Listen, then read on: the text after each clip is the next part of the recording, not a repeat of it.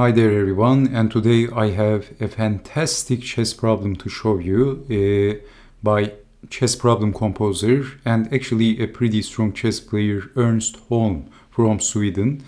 As a chess player, actually he was quite strong. He even defeated Sigbert Tarrasch at one time in the database. Sigbert Tarrasch was one of the leading chess players, of course, in his era. And Holm has managed to defeat Tarrasch, which makes him actually a pretty strong chess player.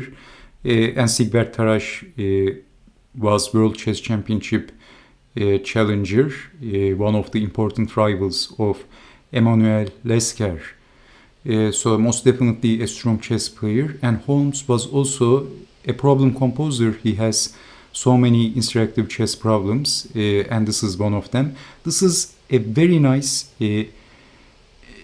short and simple chess problem by Mr. Holm. From 1911, he composed this in 1911.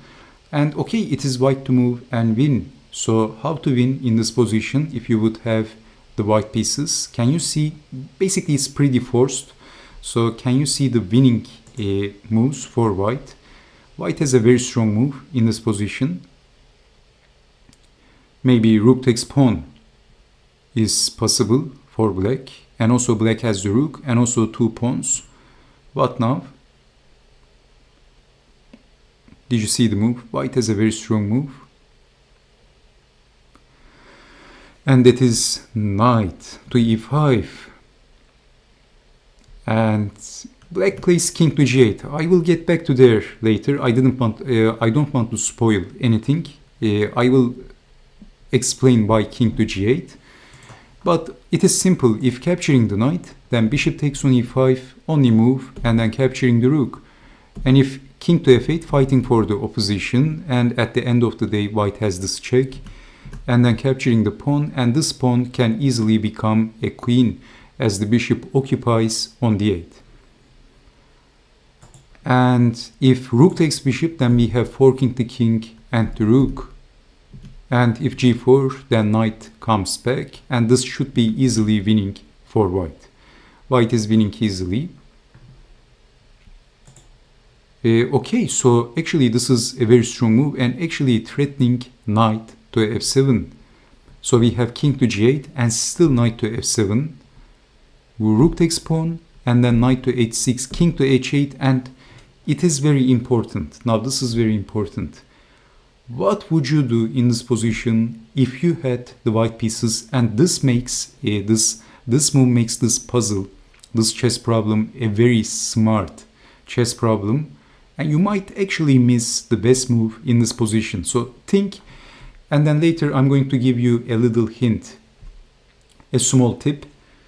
Let me drink my coffee. Did you see white's next move? Okay, I'm going to ask you a question. Would you play bishop to e7 or bishop to f8, and why? Why bishop to e7? And if it is bishop to f8, why?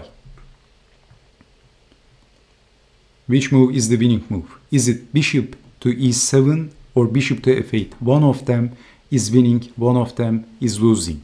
Believe it or not.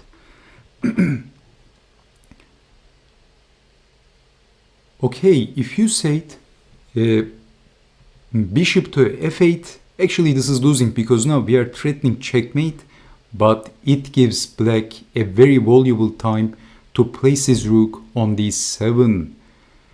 And actually the rook is going to be on the 7th rank, and the rook is always going to be able to defend. If we check, rook takes, actually it is going to be a draw. King takes, and you can checkmate the king with the bishop. And also black has two pawns. It is going to be a draw. White is not winning, basically. After this rook to d7, the engine says it is a draw. Actually, after this position, white is spoiling the win, the very important winning move. Actually, bishop to f8 is failing big time. If you said bishop to f8, you failed. So you had to say bishop to e7, and this is a different story, because if this time rook to d7, there is no time for rook to d7, because of bishop takes, and the king can't escape because of the knight, only defense, and then bishop takes rook is going to be checkmate. Smart, very smart by Mr. Holm. A very smart chess composition. So this is why bishop to e7 first, and after deflecting the rook, because black has to play rook to f3 defending on f6, only then bishop to f8, and this time rook to d7 is not possible defending, and the rook is placed in the wrong square forcefully. And after rook to h3, bishop to g7 is going to be checkmate this time. So did you see first in this problem bishop to e7 and then bishop to f8? This is just simply brilliant, actually. And then bishop to g7, checkmate. I mean, simply amazing. A piece of art. Again, let's check out first move, knight to e5. And actually, if g4, so this is why king over was important, and then bishop to e7, so I didn't want to spoil this, and this is getting checkmated by force, basically.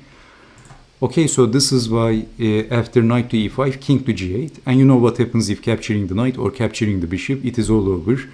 And then knight to f7, and then check, forcing king to the right, and then bishop to f8, rook to h3, and then bishop to g7, checkmate. So I hope you understand what's happening in here, and you see some of the key moves, some of the important moves. Thank you so much for watching, and I hope to see you next time with more beautiful interactive chess problem. So stay safe, take care, and bye-bye.